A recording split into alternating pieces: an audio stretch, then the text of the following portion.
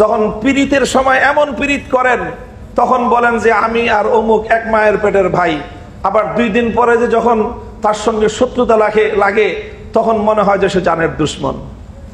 আমি আজকের বাংলাদেশের এক রাজনৈতিক চরম বিতর্কের সময়ে আমাকে এবং বিশেষ করে আমাদের সহযাত্রী যে সকল ভাইয়েরা আছেন, বিশেষ করে আমরা আমাদের রাজনীতিতে যেই মৌলিক দর্শনকে আমরা অনুসরণ করি, বিশেষ করে আমাদের ওলামায়ে দেওবন্দ আহলুস সুন্নাহ ওয়াল জামাআর অনুসারী প্রতিটি রাজনৈতিক পক্ষকে আমি একটা বিষয়ে আহ্বান করব, অনুরোধ করব যে আমাদের পূর্বসূরিগণ প্রতিটি ক্ষেত্রে, বিশেষ করে বাতিল মতবাদের খণ্ডনের ক্ষেত্রে অথবা বাতিল মতবাদ বাতিলপন্থীদের সাথে সহ অবস্থানের ক্ষেত্রে তারা যে ভারসাম্যপূর্ণ পন্থা অবলম্বন করেছেন, শাইখুল ইসলাম মাদানী রহমতুল্লাহ আলাইহি থেকে শুরু করে শেখ আবুল হাসান আলী মিয়া নদভী রহমতুল্লাহ আলাইহি পর্যন্ত তাদের সেই অনুসৃত পথ যেন আমরা অনুসরণ করি।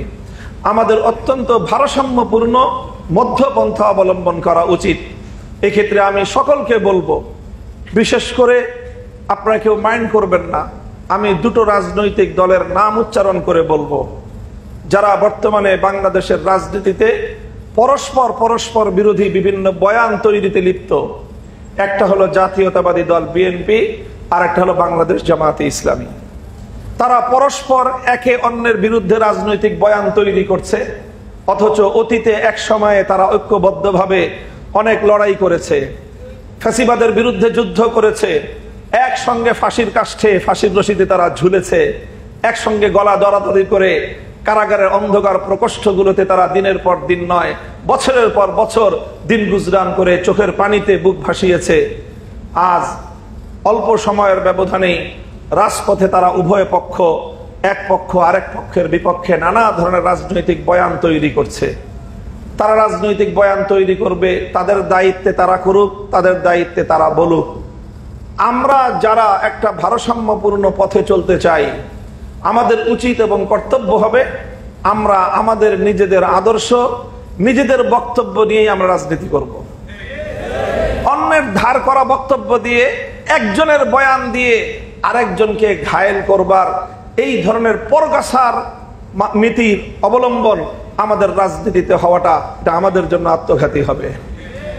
আমরা এরকম পরগাছা মূলসুলভ রাজনৈতিক আদর্শ নিয়ে চলতে থাকলে আমরা আমাদের বুনিয়াদের উপর কোনোদিন আমাদের রাজনৈতিক মতামতকে প্রতিষ্ঠিত করতে পারবো না। রাসূল সাল্লাল্লাহু আলাইহি ওয়াসাল্লামের একটি নীতি হলো আহবিব হাবিবাকা হাওনাম্মা আসা আন ইয়াকুনা বাগীযাকা ইয়াওমাম্মা ওয়া আবগিজ বাগীযাকা হাওনাম্মা আসা আন ইয়াকুনা হাবিবাকা হাওনাম্মা। যখন পীড়িতের সময় এমন পীড়িত করেন তখন বলেন যে আমি আর অমুক এক মায়ের পেটের ভাই, আবার 2 দিন পরে যে যখন তার সঙ্গে শত্রুতা লাগে তখন মনে হয় যে সে জানের দুশ্মন। আবার আরেকজনের সঙ্গে দুশ্মনির সময় এমন দুশ্মনী করেন মনে হয় যে তার চেহারাও দেখতে চান না। 2 দিন পরে যখন আবার ঐক্যের স্বার্থে রাজনীতির প্রয়োজনে ঐক্যবদ্ধ হন তখন আবার তওবা করেন।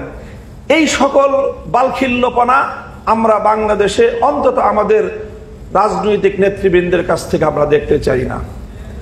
কি করেছেন বিগত 20 বছরের আপনার ইতিহাস মনে রাখবেন, আগামী 20 বছর আপনার কি কি করা লাগতে পারে অন্তত 40 বছরের চিন্তা মাথায় রেখে প্রতিটা বক্তব্য, প্রতিটি পদক্ষেপ এবং প্রতিটি বয়ান আমাদের দেওয়া উচিত।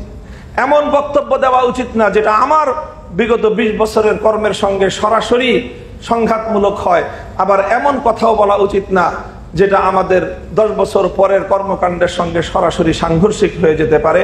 আল্লাহ পাক রব্বুল আলামিন ওয়া কাযালিকা জাআলনাকুম উম্মাতান ওয়াসাতান, আমাদের পেয়ারা নবীর অন্যতম এই বৈশিষ্ট্য জীবনের সকল ক্ষেত্রে ভারসাম্যপূর্ণ নীতি এবং আদর্শ অনুসরণ করে সফলতা লাভ করার এবং এই সোনার বাংলাদেশকে সোনার মদিনার আদর্শে একটি শাসন ব্যবস্থা প্রতিষ্ঠা করার লড়াইয়ে আমাদেরকে সফলকাম হওয়ার তৌফিক দান করুন।